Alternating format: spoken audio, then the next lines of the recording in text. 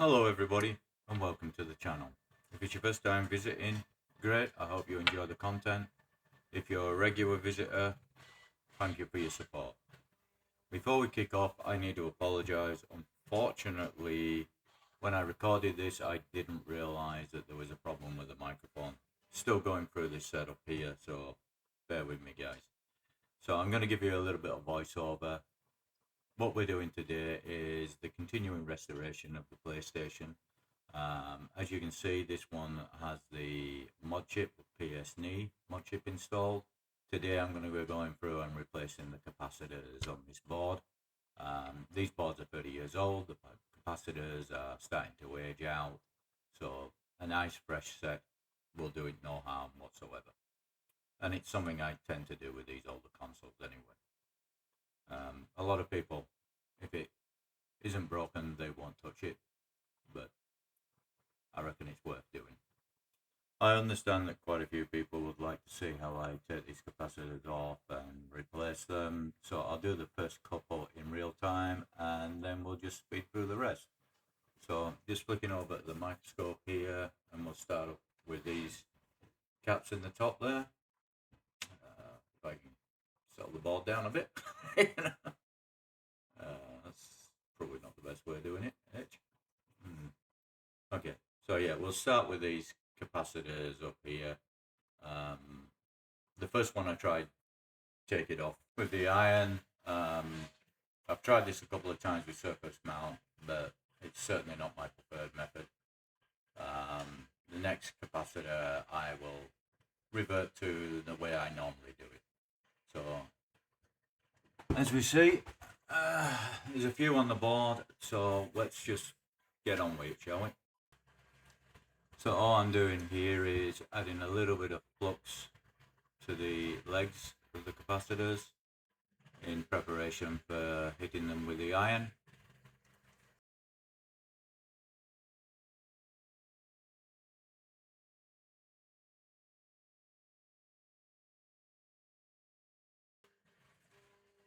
For those that are interested, my iron's set to 320 degrees.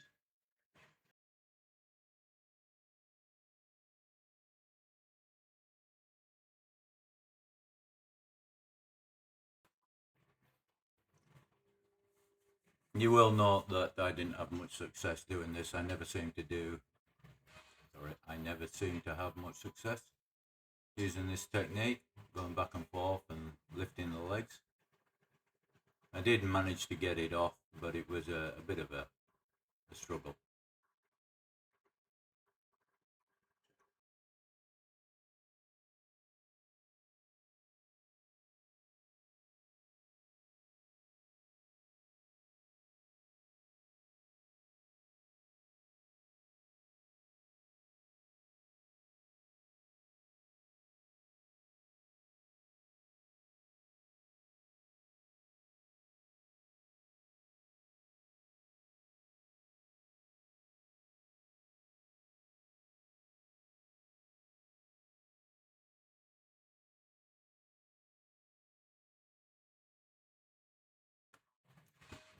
As you can see from the pads, these capacitors were definitely getting a bit old, and it does look like it was starting to leak. So I mean, changing them out was probably a very good idea.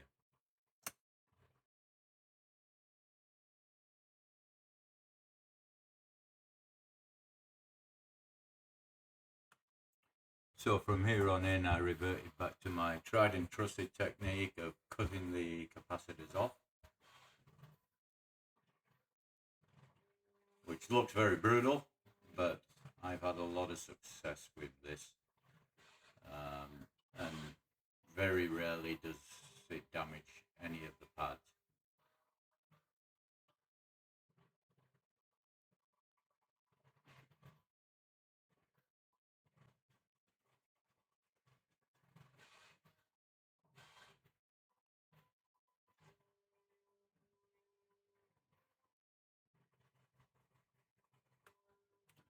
I also think it's a lot quicker, and it's not like we will ever use these capacitors again.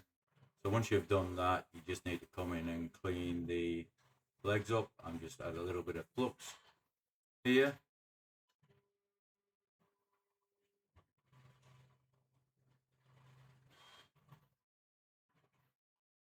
Come in with my iron and just take the legs off.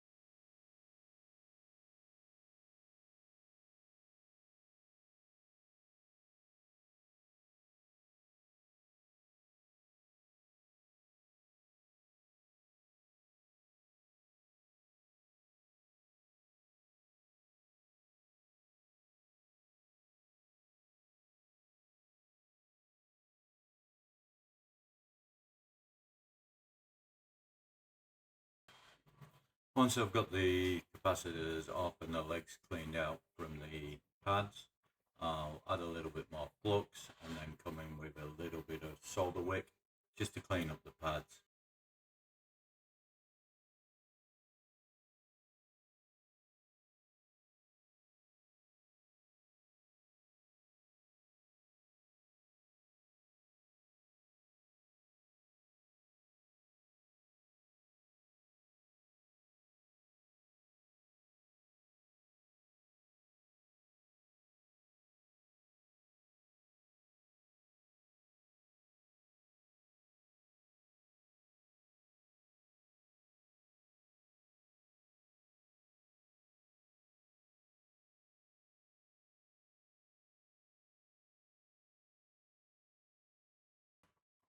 Prior to soldering anything to back onto these pads, I like to get in and give them a really good clean with some IPA.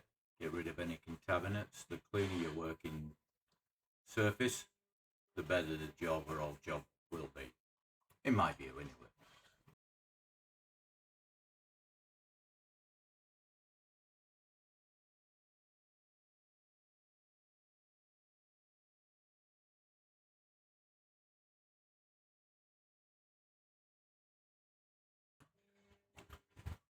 One interesting thing to note is that when you're changing out capacitors, as long as your farad rating is correct, then you can use a capacitor that has a higher voltage rating. Now with these electrolytic ones, they are polarized, as you can see. Sometimes the board will have indicators on there to tell you which is either the positive or ground side of the capacitor. In this particular case, you can tell by the shape of the white screen. When I can move my hand out of the way. So as long as you're following that shape and you're mining the shape of your capacitor, you should be fine.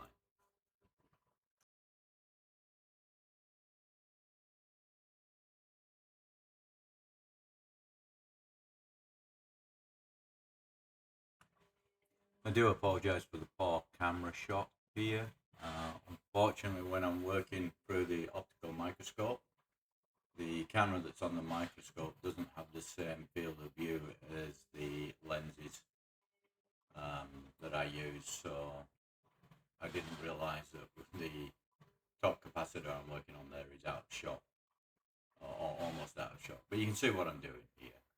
Just trying to line up the capacitor's feet, as it were, so that I can get in there and just tack it to the board.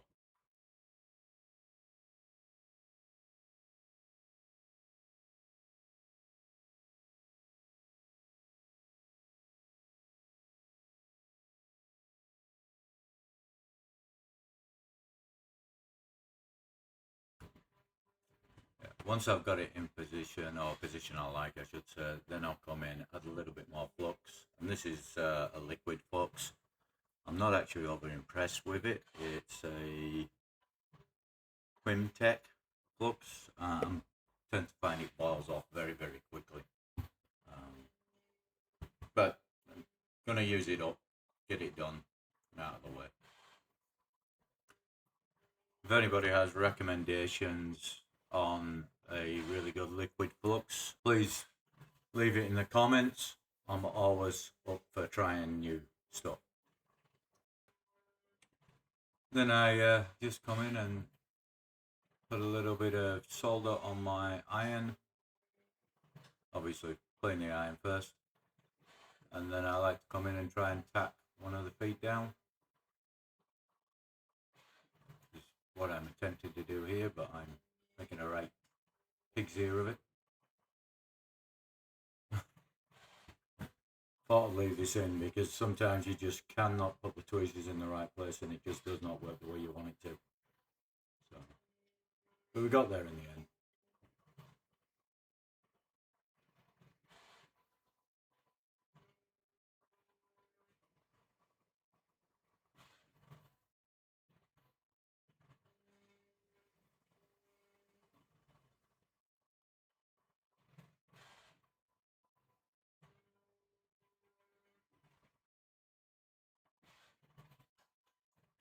For some reason, I don't know why, I made this look 10 times harder than it should be.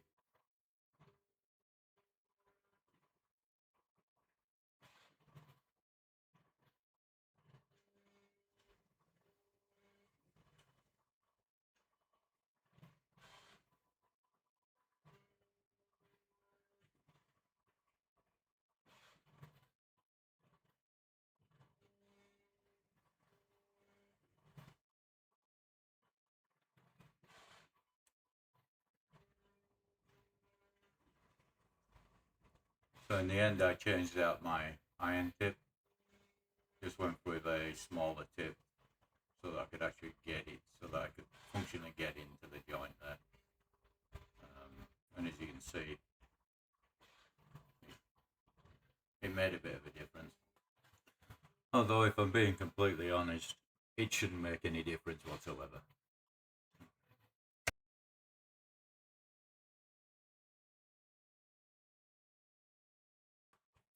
And you're about to see me make a real dog's breakfast of this. For some reason, I just could not get it together on this first cap. It's almost as if I'd completely forgotten how to do this.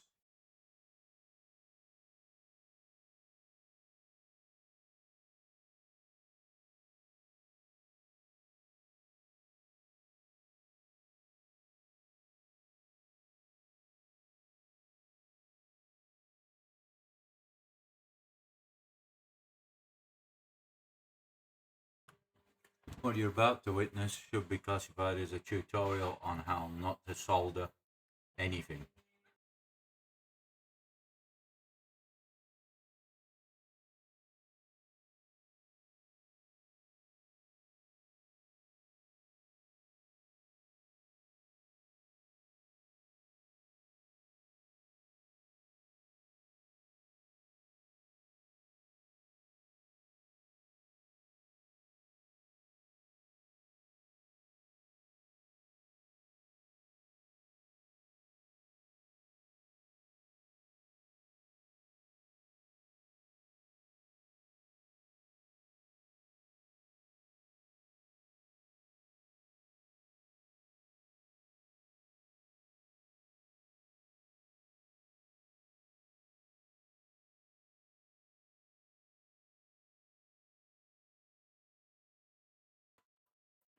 At least the capacitors are on, even if it does look like it was soldered by a one-armed blind man.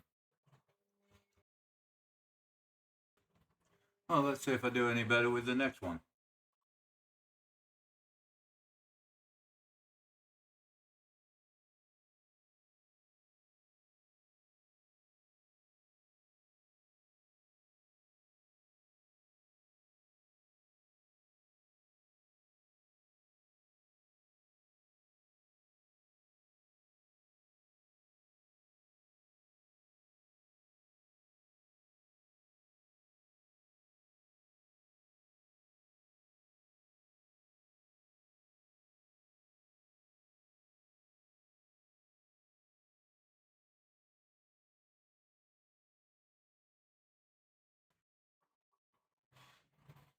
Well, so far that's a little bit better.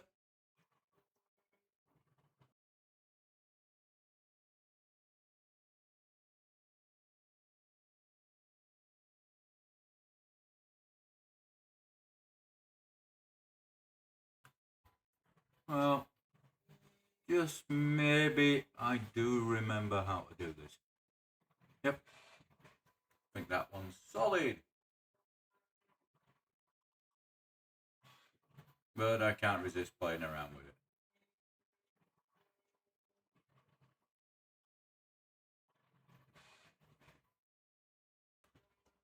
One tip or recommendation I will say is always clean up as you go.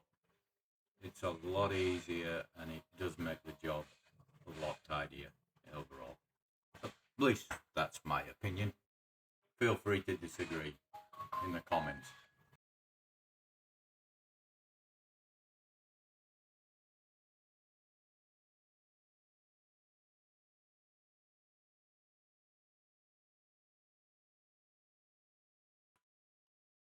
So with that, you've seen how I took the capacitors off the board and how I fit the new capacitors. So rather than subjecting you to hours of me doing this, what I will do is I will fast forward the video, and if you want to have a look, you can slow it down at your own will.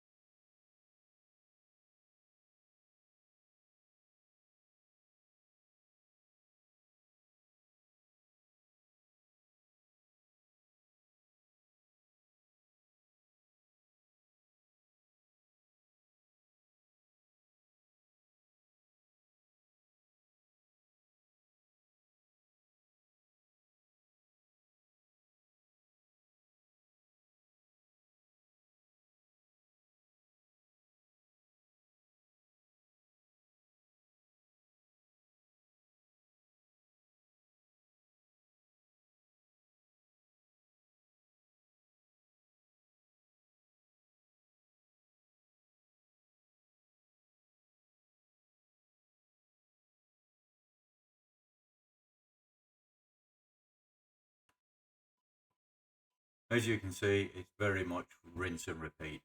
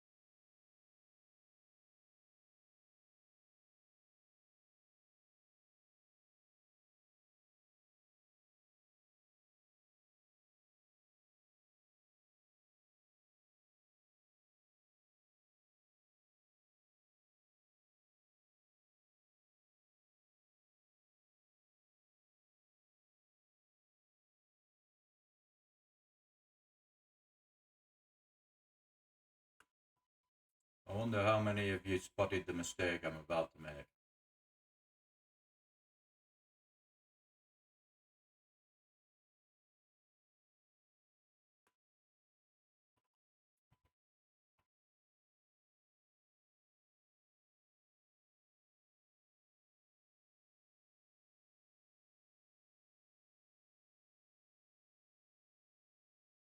Yep, that's right. I put it on backwards.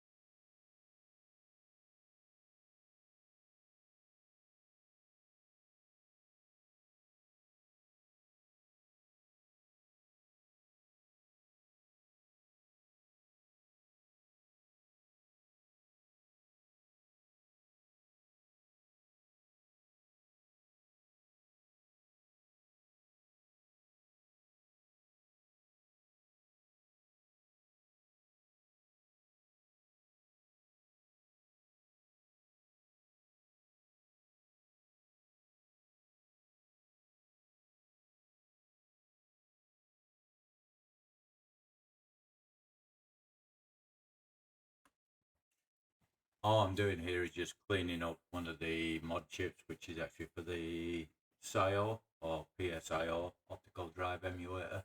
It's the switching board that we use. Rather than watching me do a whole heap of housework, if you like, cleaning up, making sure everything's where it should be, I'll skip the video forward now to the point where I'm actually testing the console.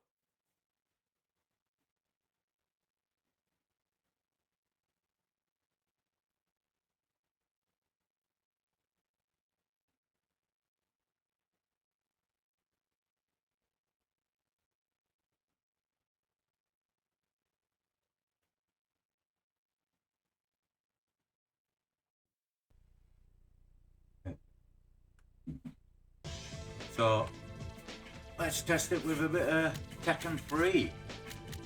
Go for the classic.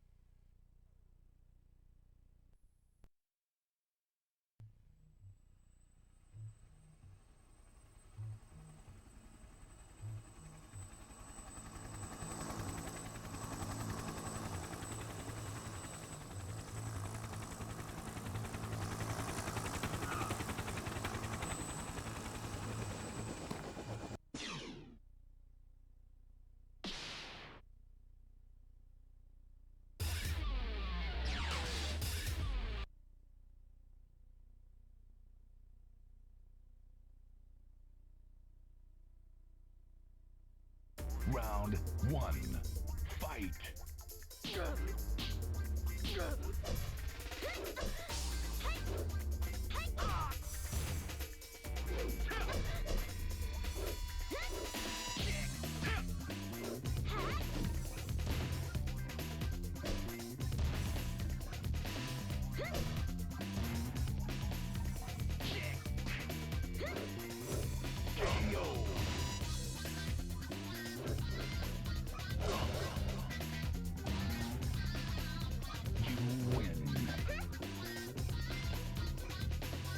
Round two, fight!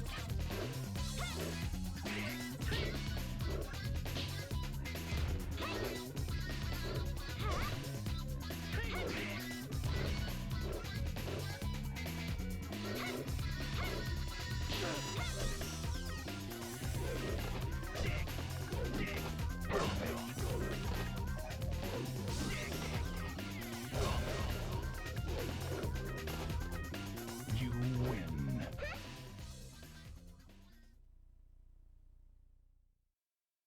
So, as you can see, all works. That all works really well. The disk drive works fine, no issues with that. The audio and video is perfectly fine. The new power supply works really well. So yeah, all in all, I'm quite happy. I still want to put the